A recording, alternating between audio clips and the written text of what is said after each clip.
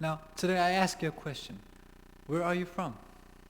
An answer to that inquiry would be a no-brainer. All you have to do is state the country of your birth. Yet to me, that specific inquiry taps into a memory that has sculpted me as a person and my view of life. A memory that was born 8,200 miles away from Korea, in a country on the opposite side of this peninsula. Home sweet home, South Africa. Now, witnessing moments that are not from our everyday lives is a privilege, through which one is bestowed with a sense of purpose. During my 8 years of stay in the beautiful country, I had the God-given privilege to view the richness of the continent, from its lowest plains of the Kruger National Park savanna to the highest peak of the Kilimanjaro. The very existence or experience of standing in the middle of Mother Nature's vastness made me humble enough to understand that not everything was about me, that I was just a small player in a bigger game. Nevertheless, not everything was a work of beauty. It had its beasts as well. I remember all too well the painful moments in which the discriminated were discriminating those based on their colors of skin. My elementary peers used to pull their eyes sideways and address me as yellow vermin.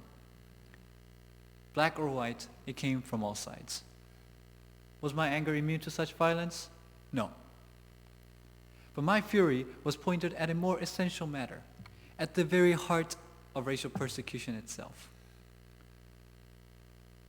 The excruciating pain ignited a spark and engraved a message within the then 8-year-old me that someone would have to make a stance, that someone would have to say enough.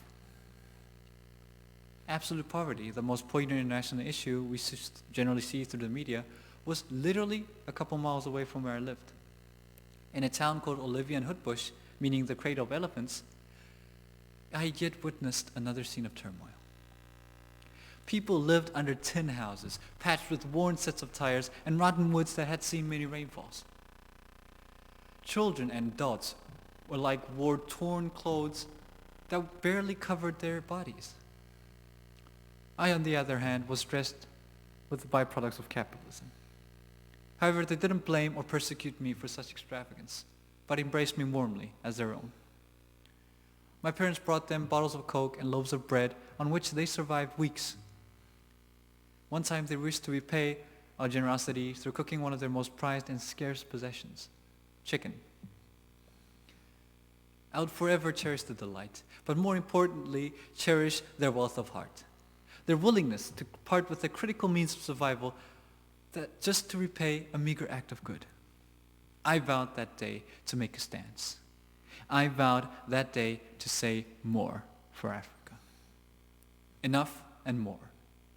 Two simple words that are enough to set ablaze the forges within a single soul who is devoid of any innate connections to the country. Two simple words that have led me to an idea that was once considered an improbable dream, a United States of Africa. 54 countries sitting at the same table, sharing their food with one another, breaking the shackles of the dividers, and coming together under the banner of brotherhood. Fate brought me into that distant land for a purpose. One, to realize the notion that we all share an overlooked responsibility, that we are our brother's keepers, that we are our sister's keepers, that we are parents to families no matter their origins. A unified Africa.